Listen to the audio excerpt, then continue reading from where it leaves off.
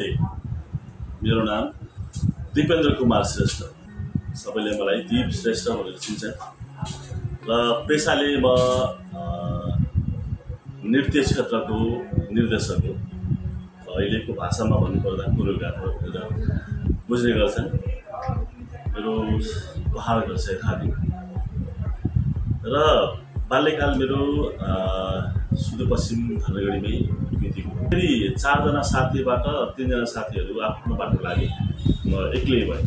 एक्लै भइसकेपछि मैले न्यू भिजनलाई D vision film and art academy भनेर आधिकारिक रूपले दर्ता गरेँ। धोका खान अनि अगाडि बढ्न, लडेपछि उठ्न, अन्य धेरै कुराहरू। त्यसपछि मलाई दिल्लीमा एकचोटि जजको लागि अफर आयो। म दिल्ली गएँ। दिल्लीमा राम्रो जज गऱ्यो हामी दुईवटा देशको, नेपाल र इन्डियाको। त्यसपछि मैले डिजिटल मार्केटिङ, त्यसपछि ब्युटी पार्लर, होम सर्भिस अनि डिभिजन फिल्म एन्ड आर्ट एकाडेमीलाई फेरि सञ्चालन गरेँ र त्यही हेरेर बसिरहेको छु।